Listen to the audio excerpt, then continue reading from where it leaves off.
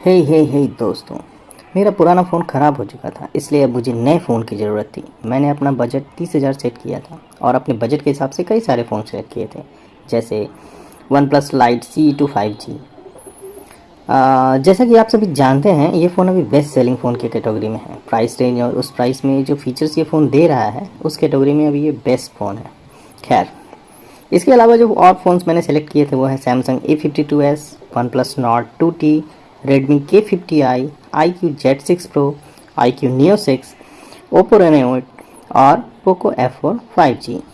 ये सारे फ़ोन्स 30,000 के बजट में हैं, सिर्फ one plus light CE2 5G को छोड़कर, जो कि 20,000 के रेंज में है।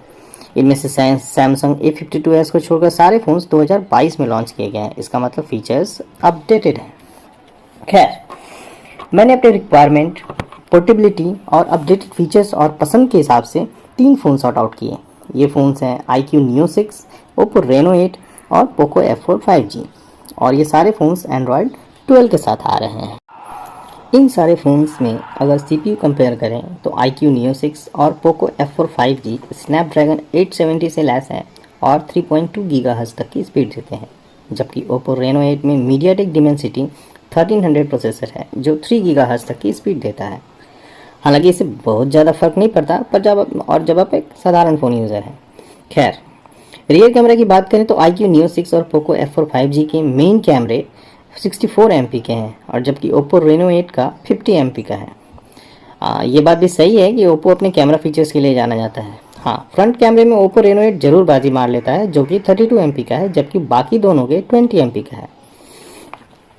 इसके अलावा और भी बहुत सारे फीचर्स हैं जो इस रेंज की फ़ोन में आम बात है, जैसे battery capacity, AMOLED display refreshing rate at 120 hertz, Gorilla glass fast charging वगैरह वगैरह वगैरह। अब हम आते हैं अपनी रिक्वायरमेंट पर। मुझे एक ऐसा फ़ोन चाहिए था जिसका बैक पैनल फ्लैट हो, क्योंकि ये मुझे अपने हाथ में रखने पर रिच लुक देता है और बैक पैनल फ्लैट होने से किसी भी सरफेस पर इसकी पकड़ अच्छी है। वैसे इससे फ़ोन के फीचर्स में तो कोई फ़र्क नहीं पड़ता। हाँ, और मेरा पुराना फ़ोन जो Redmi Note 4 था, उसका बैक पैनल राउंड शेप का था, पर वो काफ़ी स्लिपरी था, इसलिए मुझे फ्लैट बैक पैनल फ़ोन ही लेना था। आमतौर पर ये फ्लैट बैक पैनल एप्पल्स के फ़ोन में आते हैं, जैसा कि आप सभी जानते हैं। मेरी दूसरी रिक्वायरमेंट थी side mounted touch panel. In display touch panel में जब फ़ोन को आप एक हाथ से उठाते हैं तो दूसरे हाथ से उसको टच कर ओपन करना पड़ता है, जबकि साइड माउंटेड टच पैनल में आप एक ही हाथ से ये काम कर सकते हैं। इसके लिए मैंने अपने 3 फिंगर्स इम्प्रिंट किए हुए हैं, लेफ्ट हैंड, मिडिल फिंगर और राइट हैंड के इंडेक्स एंड थंब। हालांकि इससे साइड इफ़ेक्ट्स भी हैं, जैसा शुरुआत में बात करते समय गलती से उंगली रख जाने पर डिस्प्ले ऑन हो जाता था, पर अब मैं इस बात का ध्यान रखती हूँ और ये अब नहीं होता। मेरी तीसरी ज़रूरत थी डस्ट रेपेलेंट। मैं जहाँ रहती हूँ वहाँ बहुत डस्ट आते हैं। मेरे पुराने फ़ोन में आवाज़ धीमी होने और स्पीकर से कम आवाज़ आने की समस्या अक्सर हो जाया करती थी। इसके लिए मेरे पुराने फ़ोन को मुझे डस्ट क्लीन करवाने की ज़रूरत पड़ती थी, पर शायद अब इसमें ना पड़े। चौथा था आयर ब्लास्टर। ये वाकई में मेरी ज़रूरत थी। अनजाने में रिमोट गिर जाने से वो काम करना बंद कर देते हैं और अचानक से रिमोट की ज़रूरत पड़ जाती है, पर यह तुरंत अवेलेबल हो नहीं पाता। अगर आम रिमोट की बात हो तो कोई बात नहीं, वो तो 100-200 का मिल जाता है, लेकिन जब AC और फायर स्टिक के रिमोट की बात हो तो बहुत महंगा पड़ता है। मेरे दोनों AC और फायर स्टिक का रिमोट ख़राब हो चुका है, जबकि मैं अब तक अपने पुराने फ़ोन से ऑपरेट कर रही थी, पर अब ये कमी मेरा नया फ़ोन पूरा करेगा। मैंने फ़ोन से रिमोट को पेयर भी कर लिया है। अब मैंने जो फ़ोन लिया है उसकी अनबॉक्सिंग दिखाती हूँ। तो दोस्तों, आपके सामने है ये पोको F4 5G। ये जो आप देख रहे हैं, ये Poco F4 5G Snapdragon 870 processor से लैस है और 3.2 गीगाहर्ट्ज़ तक की स्पीड देता है।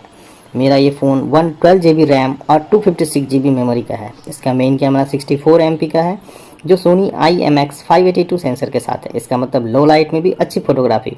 इसका टेस्ट भी मैंने कर लिया है। इसके साथ 8 MP अल्ट्रा वाइड लेंस और 2 MP मैक्रो लेंस भी है। जैसा कि मैंने पहले बताया, 20 MP का फ्रंट कैमरा है, जो कि सामान्यतः ठीक है। इसके साथ मुझे मिला है 67 वाट का दमदार चार्जर, जो लगभग आधे घंटे में चार्ज कर देता है। मैं आपको यहाँ बताना चाहूँगी, मुझे एक full charging reminder app download करना पड़ा, क्योंकि पुराने फ़ोन को चार्ज करने की आदत की वजह से ये फुल चार्ज होकर पड़ा रहता था और ओवर चार्ज होने से बैटरी के जल्दी डैमेज होने का खतरा भी बना रहता है, पर अब शायद ऐसा ना हो। बॉक्स के साथ मुझे सिलिकॉन का बैक कवर भी मिला है और जो फ़ोन को और भी खूबसूरत बना रहा है। हालांकि बाद में ये पीला पड़ जाएगा और मुझे नया लेना पड़ेगा, पर अभी के लिए तो अच्छा दिख रहा है।